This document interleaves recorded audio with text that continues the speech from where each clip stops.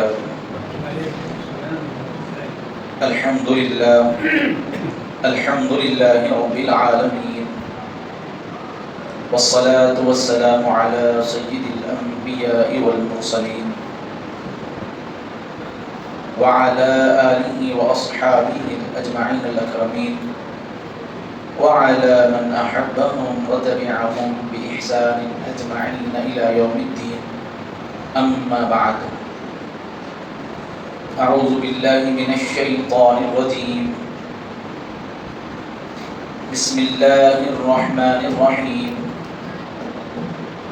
تلك الرسل فضلنا بعضهم على بعض منهم من كلم الله ورفع بعضهم درجات.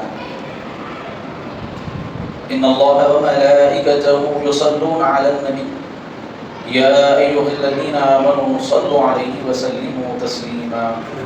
اللهم صل على سيدنا محمد وآل سيدنا مولانا محمد وبارك وسلم صلاة تنجنا بها من جميع الأهوال وعندك عليهم الدرجات. الحمد لله رب العالمين.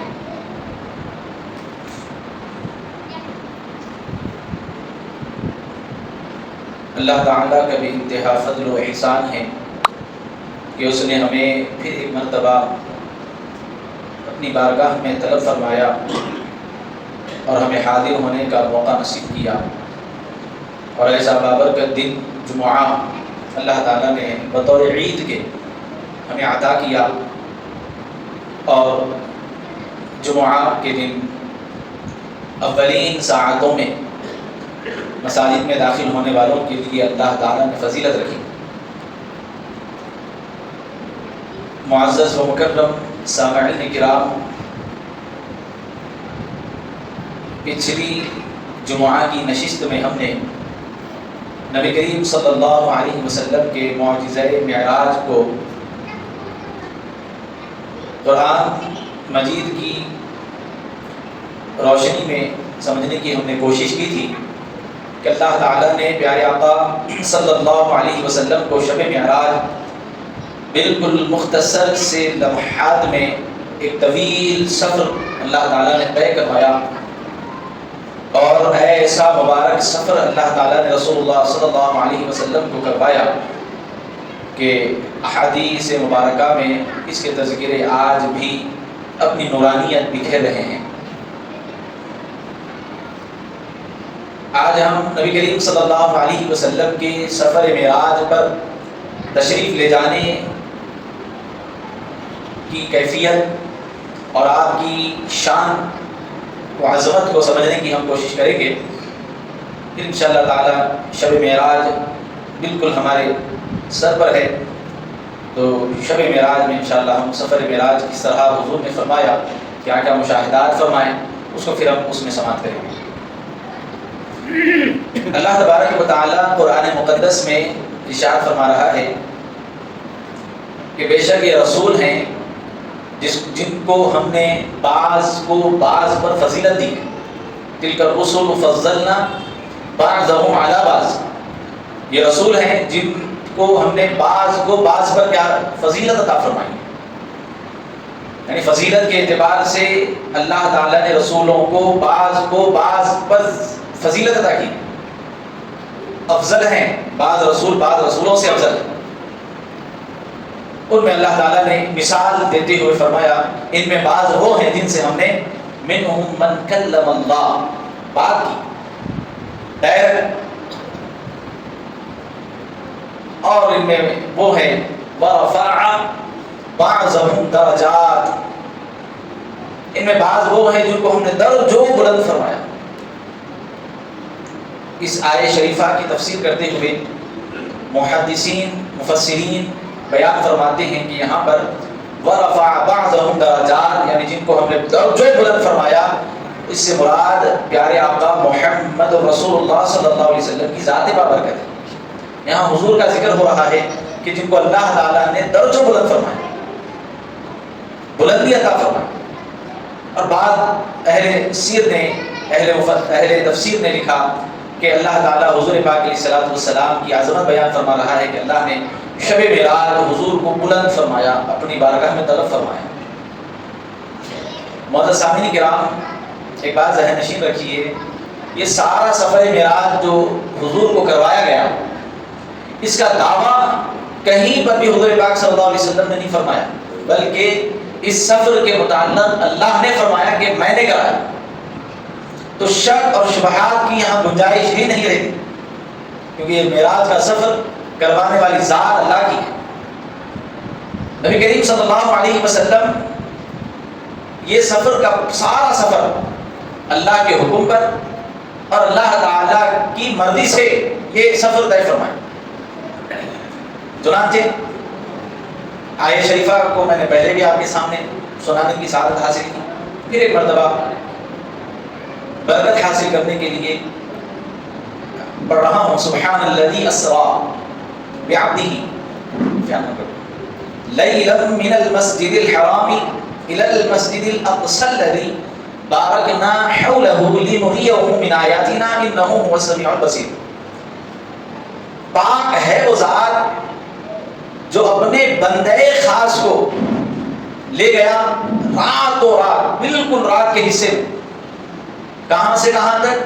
جو ذکر کیا الى المسجد الحرام، مسجد حرام سے مسجد اقصی تک، من المسجد الحرام الى المسجد الاقصى الذي باركنا حوله، جس کے ارد گرد ہم نے برکت رکھی، لنریہ، تاکہ ان کو دکھائے عجائبات، قدرت کی نشانیاں، وہ چیزیں جو حضور پاک صلی اللہ علیہ وسلم اپنی امت کو ان چیزوں سے آگاہ فرمائیں۔ لنریہ من آیاتنا، وہ عجائبات جو اے حبیب صرف آپ ہی کے لائق ہیں، جو صرف آپ ہی دیکھ سکتے ہیں، وہ عجائبات جو آج سے پہلے کسی نے نہیں دیکھی، عجائبات من آیاتنا۔ پھر اللہ نے فرمایا عظیم نشانیاں ہم آپ کو دکھانا چاہتے ہیں، انہ هو السمیع البصیر، بے شک اللہ سن بھی رہا ہے، دیکھ بھی رہا ہے۔ سفر معراج حضور پاک صلی اللہ علیہ وسلم کا 3 مرحلوں میں ہوا۔ ایک مسجد حرام سے مسجد اقصی تک، یہ ایک سفر کا حصہ ہے، اس کو اسراء کہتے ہیں، اور اس کا انکار کرنے والا کافر ہے۔ اور مسجد اقصی سے فوق السماوات، آسمانوں سے بھی پار نبی کریم علیہ الصلوۃ والسلام سفر فرمائے، اس کو معراج کہتے ہیں، اور اس کا انکار کرنے والا گمراہ ہے۔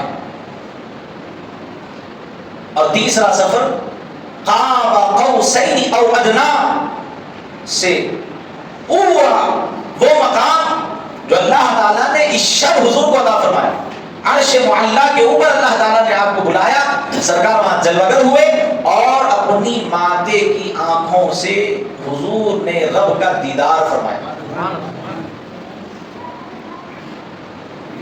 اس کو اعراج کہتے ہیں، اعراج۔ حضرت نظام الدین اولیاء اور دیگر اولیاء کرام نے یہ نام دیا ہے۔ اور اس کا انکار کرنے والا حق اور ثواب سے دور ہوتا ہے، انکار کرنے والا حق کو جھٹلانے والا ہے، کافر تو نہیں بولیں گے لیکن حق اور ثواب سے محروم ہے۔ یعنی صدیق اکبر کو جو فیض ملا وہ اسی خیال سے ملا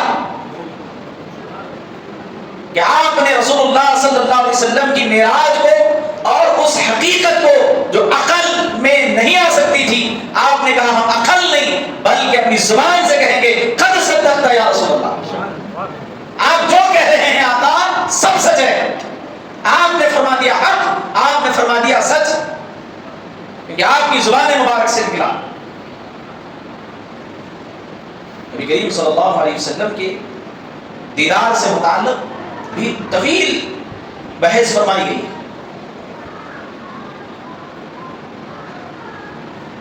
اللہ کے حبیب صلی اللہ علیہ وسلم سے سوالات بھی ہوئے اور حضور نے ان کے سوالات پر جواب بھی دیے۔ جیسے مثال کے طور پر ایک صحابی رسول اللہ صلی اللہ علیہ وسلم سے پوچھے یا رسول اللہ کیا آپ نے واقعی اللہ کو دیکھا ہے؟ تو آپ نے فرمایا رأیت ربی فی احسن صورہ، میں نے اپنے رب کا حسین جلوہ دیکھا ہے۔ حضور کے علاوہ کسی نے بھی اللہ کا دیدار نہیں کیا، حقیقت میں جاگتی آنکھوں خواب میں بہت سے لوگوں نے اللہ کا دیدار کیا ہے۔ خود امام اعظم ابو حنیفہ رحمۃ اللہ تعالیٰ علیہ فرماتے ہیں میں نے خواب میں اللہ کو دیکھا ہے، یعنی جلوہ اللہ کا دیکھا ہے۔ تو خواب میں دیکھنے سے متعلق تو روایتیں ملتی ہیں، لیکن یہاں حضور پاک صلی اللہ علیہ وسلم کا جو دیکھنا ہے وہ جاگتی آنکھوں سے دیکھنا۔ اب یہاں پر آج جو ہماری گفتگو ہوئی ہے، حضور کا یہ جو معراج کا سفر ہوا، یہ سارا کا سارا سفر حضور کا جسم اور روح تھا، جسم اور روح کے ساتھ حضور اللہ کے بارگاہ کے مہمان بنے۔ بعض لوگ کہتے بھائی ہوا سفر انکار نہیں کر رہے ہم، لیکن اقصی تک جسم کے ساتھ گئے، وہاں سے حضور کی روح گئی۔ اب اس پر ڈیبیٹ کرتے ہیں اور کہتے ہیں دیکھو اصلی تقاضا یہ ہے کہ ایک وقت کے بعد ہوا میں آدمی معلق ہو جاتا، سائنس بتا رہی نا، ایک حصے تک آدمی اڑتا، اس کے بعد وہ زمین پر آیا تو جسم اتنی 500 سال کا سفر، ایک آسمان، دوسرا تیسرا چوتھا، کیسا جسم جا ہی نہیں سکتا، یہ سائنس بول رہی۔ سائنس کا یہ کہنا ہے جسم ہواؤں میں اوپر کا سفر نہیں کر سکتا، ممکن نہیں ہے۔ تو یہ لوگوں کے لیے ممکن نہیں ہے، لیکن خالق کے لیے ممکن ہے، رب کے لیے ممکن ہے۔ بعض لوگ کہتے بھائی معراج تو ہوئی لیکن اقصی تک، وہاں سے رو گئی۔ ایک سوال ہمارے بھی ذہن میں آ جاتا ہے، اگر مان لیا جائے تھوڑی دیر کے لیے کہ سرکار کا جسم اقصی تک گیا، وہاں سے روح پرواز کری، روح کو معراج ہوئی، تو روح جب معراج کو گئی تو جسم کا تھا، جسم کا تھا، اقصی میں تھا۔ اچھا ٹھیک ہے، اقصی میں تھا، تو جب واپس سرکار معراج سے تشریف لائے تو اقصی نہیں گئے، مسجد حرام آئے ڈائریکٹ۔ جب مسجد حرام آئے تو جسم تو وہاں تھا، پھر وہ کون لے کے آئے؟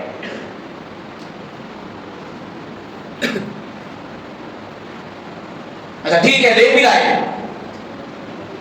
تو جتنی دیر سرکار معراج کا سفر کرے تو کیا حضور کا جسم بے روح تھا؟ یہ تو شان نہیں ہوئی، بلکہ معاذ اللہ حضور کی میت کا ذکر ہو رہا ہے یہاں۔ نہیں، روح گئی جسم نہیں گیا، تو جسم کے بغیر جب جسم روح کے بغیر ہو تو وہ تو مردہ ہوتا نا، پھر کہاں تھا وہ؟ بے روح پڑا ہوا تھا۔ نعوذ باللہ، یہاں تو عظمت نہیں بلکہ حضور کو مردہ ثابت کرنے کی بات ہو رہی ہے۔ تو معلوم ہوا یہ حضور کا جو معراج کا سفر تھا جسم اور مع روح دونوں کے ساتھ۔ اللہ نے حضور کے جسم کو اس کیفیت کا اللہ نے بنایا کہ یہ جو ہواؤں میں جانے کے بعد آدمی کا جسم اور پرواز نہیں کر سکتا، یہ ہماری کمزوری ہے، لیکن اللہ نے یہ کمزوری رسول اللہ کے جسم میں نہیں رکھی۔ حضور پاک علیہ الصلوۃ والسلام کے جسم کی شان بڑی اعلیٰ ہے، وہ کمزوریاں جو ہم میں ہیں حضور پاک علیہ السلام کے جسم مبارک نہیں ہے۔ آپ کا جسم اور روح دونوں سفر، اسی لیے کہ یہ دونوں ساتھ سفر ہوئے، اللہ نے اس کا ذکر اپنی شان کے ساتھ بیان کیا۔ سبحان الذی، قدرت والا وہ ہے وہ جس نے یہ سفر کرا۔ اچھا مدعی حضور نہیں ہے، دعویٰ حضور نہیں کر رہا میں کر رہا سفر، دعویٰ تو اللہ کر رہا ہے، میں کر رہا ہے۔ تو اعتراض رسول اللہ پہ نہیں، اعتراض تو خدا پہ ہونا چاہیے، کیسا کرا سکتا؟ اللہ نے کہا میں وہی رب ہوں جس نے زمین و آسمان بالکل چند دنوں میں اللہ نے قائم فرمایا۔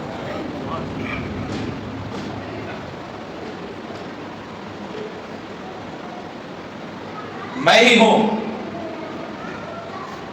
جس نے حضرت ادریس کو جنت میں پہنچایا۔ اچھا آسمانوں میں جانے والے حضور پہلے نبی نہیں ہے نا؟ پیارے نبی علیہ السلام پہلے رسول ہیں کیا جو آسمانوں میں گئے؟ عیسیٰ علیہ السلام کہاں ہیں بولیے آپ؟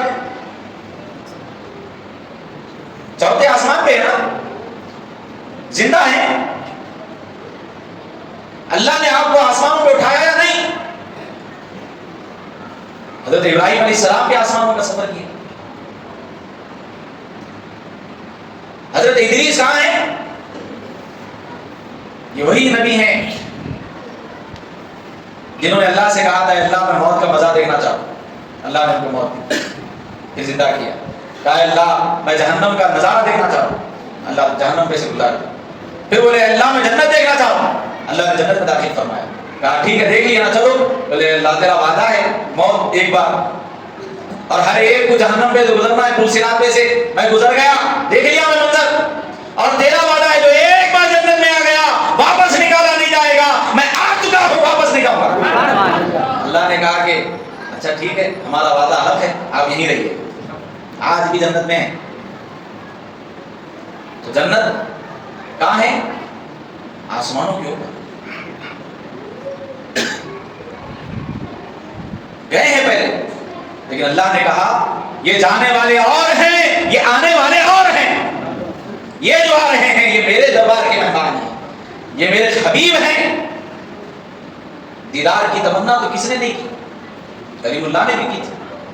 کہا تھا اللہ تجھے دیکھنا چاہتا ہوں.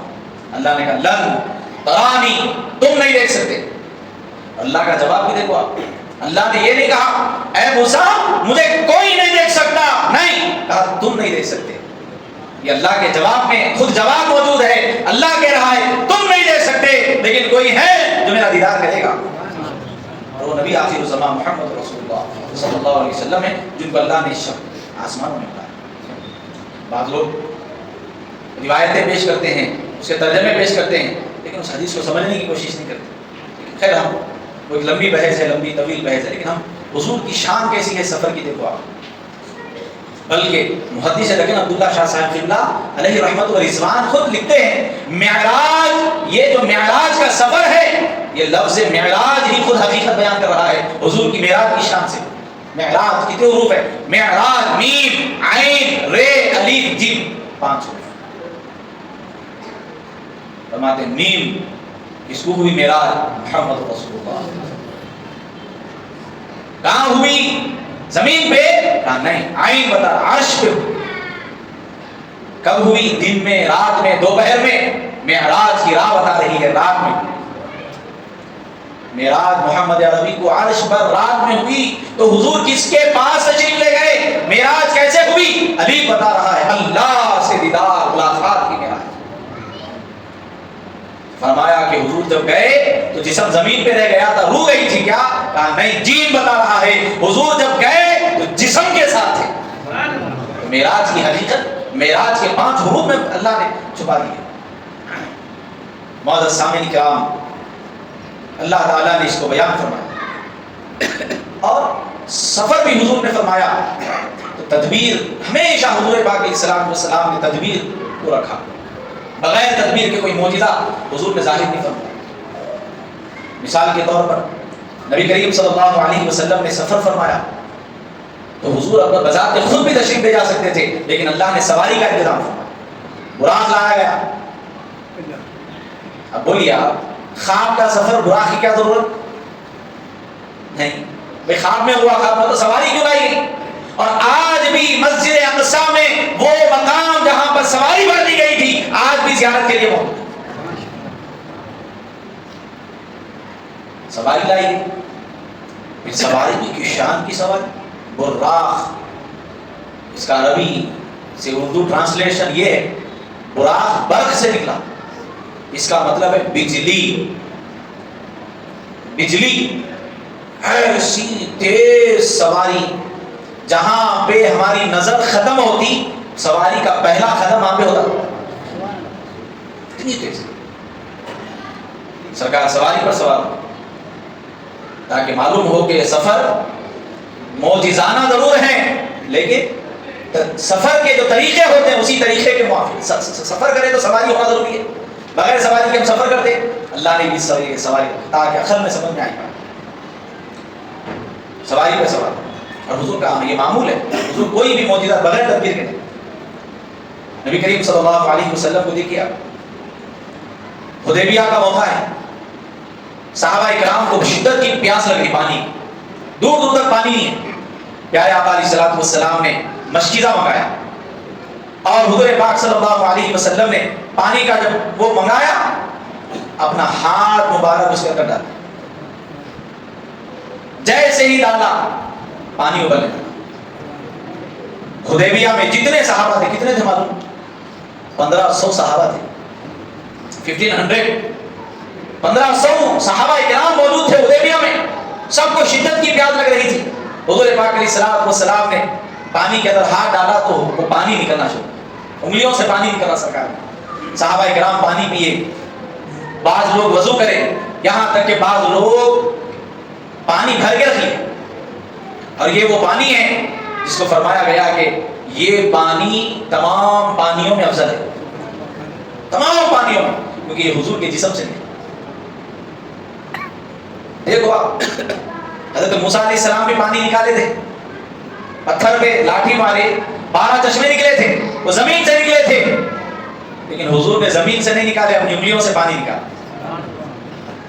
جاری فرمایا حدیبیہ کے صحابہ پانی کا چھاگل دیکھ رہے ہیں کہ پانی ابل رہا ہے اس میں سے، اور پورے پی رہے ہیں، ڈول بھر رہے ہیں۔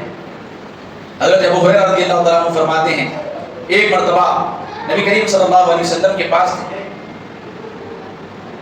اور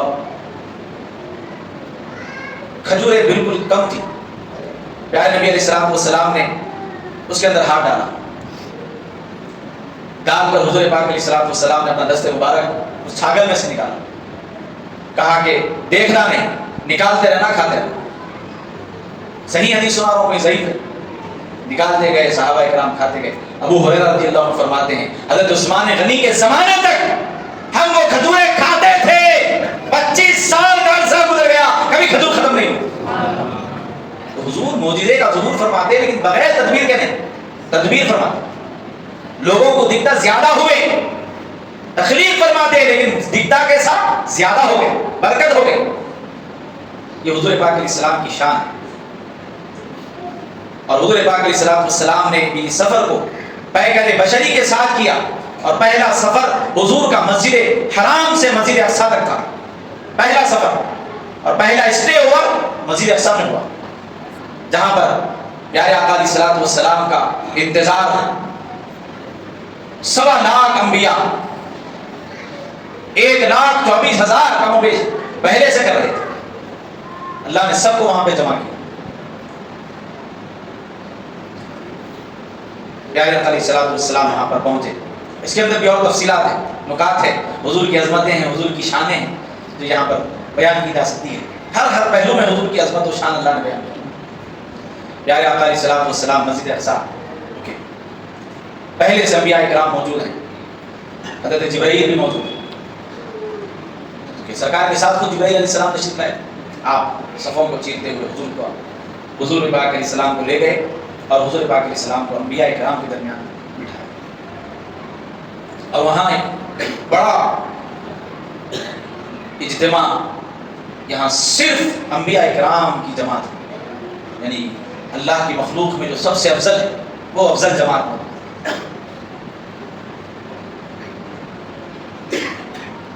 حضرت جبرائیل علیہ السلام نے اذان کہی،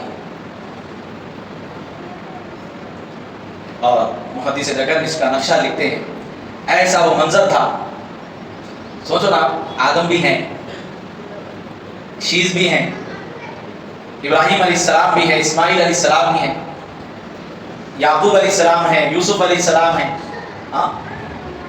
حضرت اسحاق موجود ہیں، تمام انبیاء کرام کی جماعت، کلیم اللہ بھی ہیں، عیسیٰ روح اللہ بھی ہیں، تمام کے تمام انبیاء کرام، صفے بنی بھی ہے، ایک مصلی خالی ہے امام صاحب کا۔ حضرت آدم علیہ السلام کی خواہش ہو رہی ہے میں تمام انسانوں کا باپ ہوں، کاش آج یہ مصلی مجھے مل جائے۔ حضرت ابراہیم خلیل اللہ کی خواہش ہے میں نے مکے کی تعمیر کی ہے، میرے مقام کو اللہ نے مصلی بنا دیا ہے، آج بھی مکہ مکرمہ میں حضرت ابراہیم علیہ السلام کے قدموں کے نشان موجود ہیں، کاش یہ مصلی مجھے مل جائے۔ وہ مصلی تو اللہ نے مجھے دیا ہے، ابراہیم مصلی کہہ کر اللہ نے قرآن میں یاد فرمایا ہے، کاش یہ مصلی پہ ٹھہرنا نصیب ہو جائے۔ حضرت موسیٰ علیہ السلام کی خواہش ہو رہی ہے میں پورے انبیاء کرام میں وہ واحد شخص ہوں جسے اللہ نے ڈائریکٹ کلام کیا ہے، کاش آج مجھے مل جائے۔ اللہ نے کہا اے کلیم آج آپ کی عظمت بتانا نہیں ہے، آج ان کی عظمت بتانا ہے جن کے خاطر اور جس کی وجہ سے آپ خود کلیم اللہ بنے۔ اے آدم آج آپ کو تمام انسانوں کا باپ بننے کا جو موقع عنایت کیا گیا ہے وہ کس کے خاطر کیا گیا ہے، ان کی عظمت آج بتانا ہے۔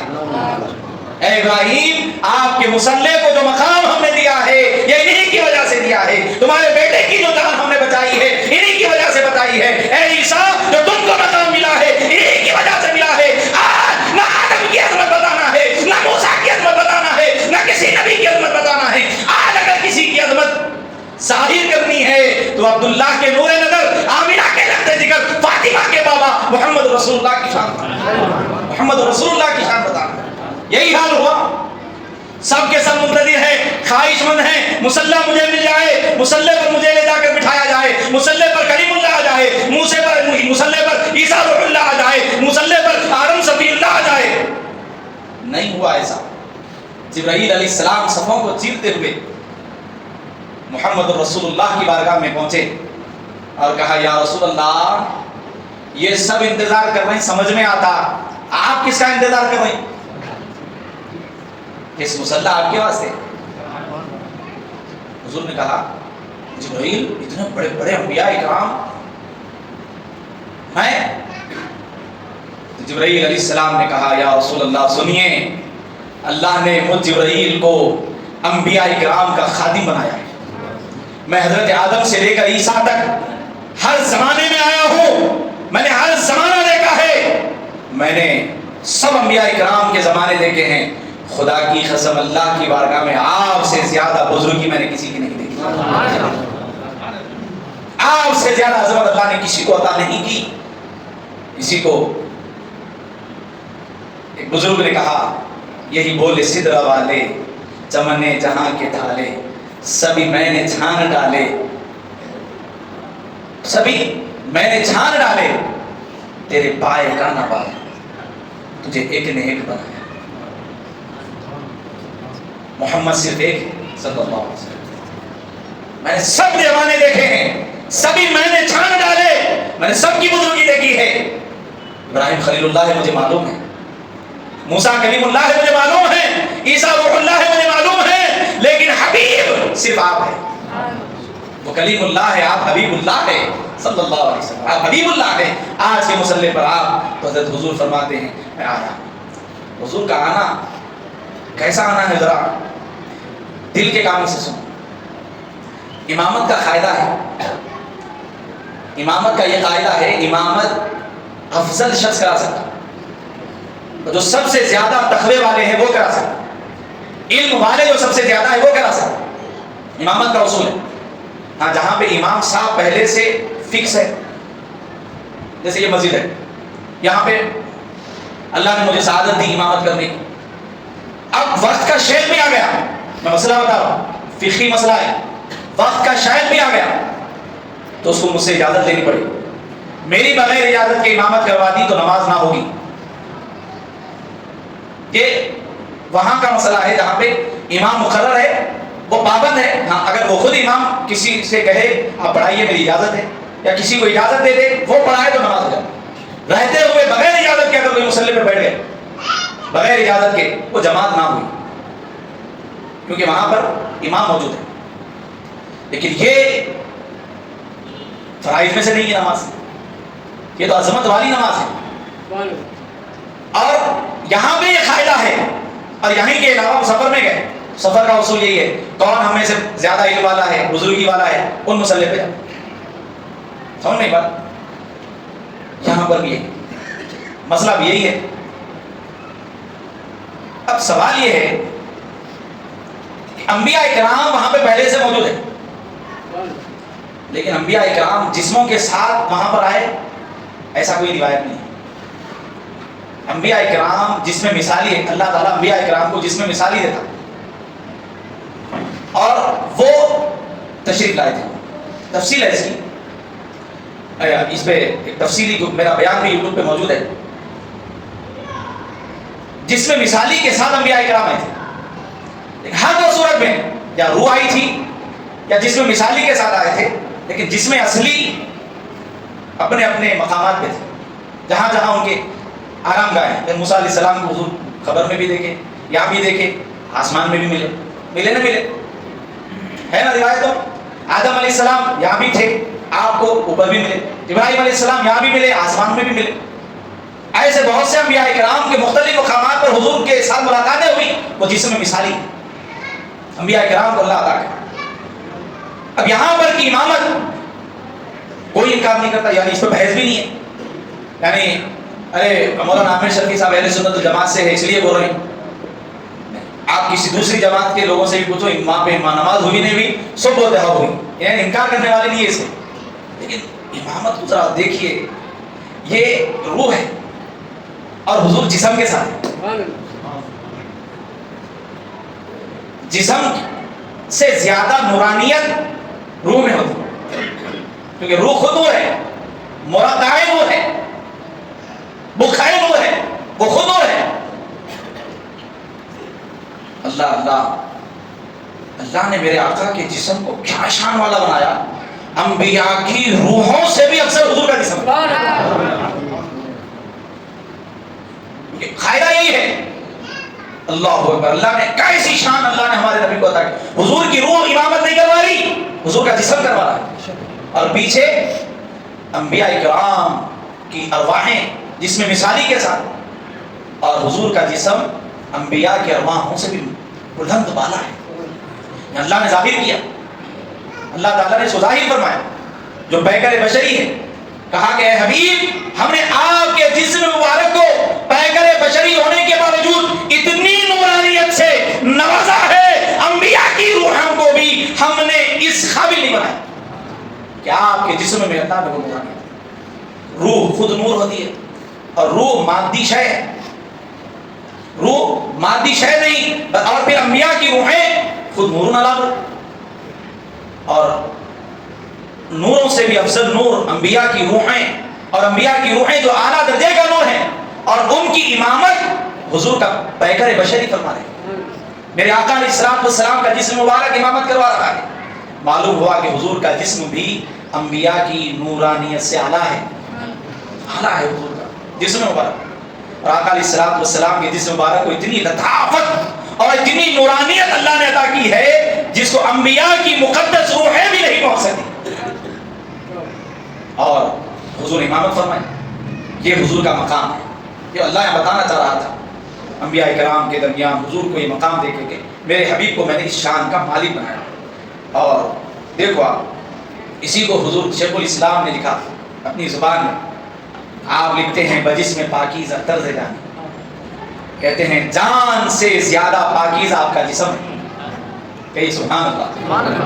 بجا کے گویم جان جانی، تو آپ کی جان کی ہم کیا بات کریں، آپ کی جان کی ہم کیا بات کریں، آپ کی روح کی ہم کیا بات کریں، آپ کا جسم ہی اتنا مقام والا ہے۔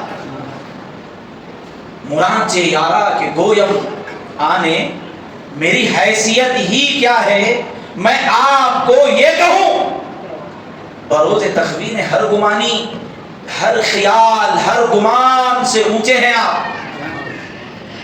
شیخ الاسلام فرما رہے ہیں بانی جامعہ، یا رسول اللہ، روح سے زیادہ لطیف آپ کا جسم مبارک، تو کیا ہم حضور کی روح کا اندازہ لگا سکتے ہیں؟ انبیاء کی روحوں کے مقابلے میں حضور کے جسم کی شان یہ ہے، حضور کی روح کا کون اندازہ کر سکتا ہے؟ اسی لیے اللہ نے کہا تھا، جب جبرائیل نے کہا یا اللہ، ہم نے حضور کو کل نفس ذائقۃ الموت کے حکم کے موافق آپ کی روح نکال لی ہے، لیکن میں ہر روح نکالتا ہوں، کسی نہ کسی جسم میں ڈال دیا جاتا ہے، لیکن ہم دیکھ رہے ہیں محمد عربی کی روح نکال لی گئی ہے، لیکن کوئی جسم ایسا نہیں ہے جس میں یہ ڈالی جائے۔ اللہ نے کہا جبرائیل، میرے محمد جیسا کسی کو نہیں بنایا، لہٰذا میرے محبوب کی روح ان کے اندر ہی ڈالو۔ تو زندہ ہے واللہ، تو زندہ ہے واللہ، میری جسم عالم سے چھپ جانے والا۔ بانی جامعہ لکھ رہے ہیں، حضور کے روح کا کون اندازہ کر سکتا ہے؟ حضور کے جسم کو کوئی نہیں سمجھ سکتا، کوئی نہیں سمجھ سکتا۔ پسینہ حضور کو بھی آتا تھا، لیکن بدبو نہیں ہوتی تھی، مشک سے زیادہ خوشبو ہوتی تھی۔ تھوک ہم بھی تھوکتے ہیں لیکن ہماری تھوک میں جراثیم ہے. میرے آقا تھوکتے کڑوا پانی بھی میٹھا ہو جاتا. یہ میرے آقا کی شان ہے. جو فضولات ہماری ہیں وہ گندگی ہے لیکن حضور کے فضولات برکت ہے. ہم نہیں. امام احمد بن حنبل لکھ رہے ہیں, ہم نہیں.